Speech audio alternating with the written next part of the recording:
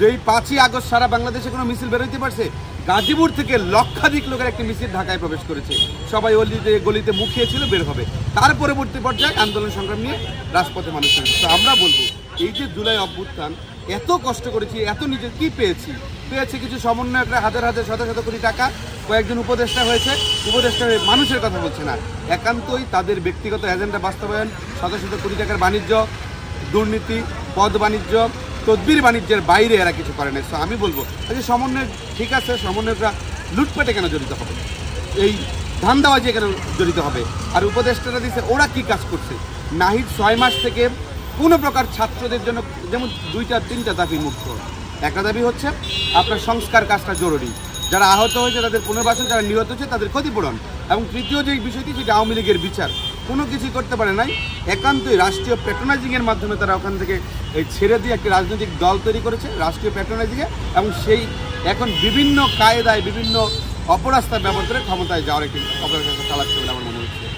আপনাকে আজকে একটা স্পষ্ট কথা বলে রাখি, এই অন্তর্বর্তীকালীন সরকার কিয়ামত হবে বাংলাদেশে একটা সুষ্ঠু নির্বাচন করতে পারবে না। আরেকটা বিষয় সারা দেশবাসীকে বার্তা দিয়ে রাখি, আমরা অলরেডি খবর পাচ্ছি এই অন্তর্বর্তীকালীন সরকারের অধীনে নির্বাচন হবে না, ওনার অধীনে নির্বাচন হবে।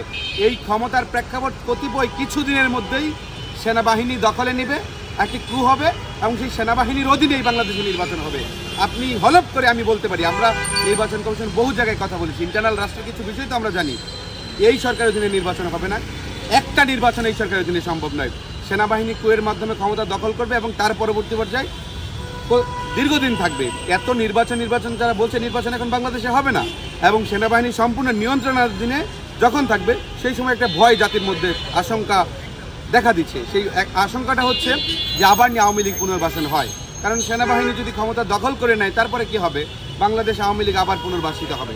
কারণ অস্থিতিশীল দেশকে স্থিতিশীল করতে চাইলে সেনাবাহিনী বলবে যে সকলে নির্বাচন অংশগ্রহণ করবে।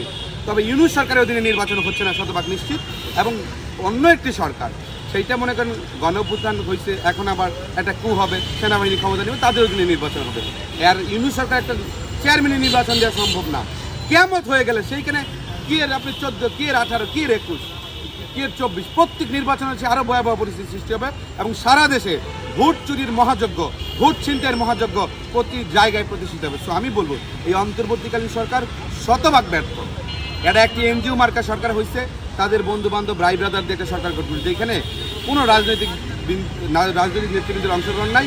একটি রাজনৈতিক নেতৃবৃন্দের অংশ ছাড়া কীভাবে একটি উপদেষ্টা পরিষদ, কীভাবে পার্লামেন্টিয়ান কাজগুলো চলে, সেইটা আমার বুঝে আসে। তো বলবো এই সরকারের পতন, এই অন্তর্বর্তীকালীন সরকার অচিরেই ব্যাহত হবে এবং ক্ষমতা পরিবর্তন হবে, এবং বাংলাদেশে যে নির্বাচনী রূপরেখা কায়েম হবে, এর মাধ্যমে কোনো নির্বাচন সম্ভব নয়।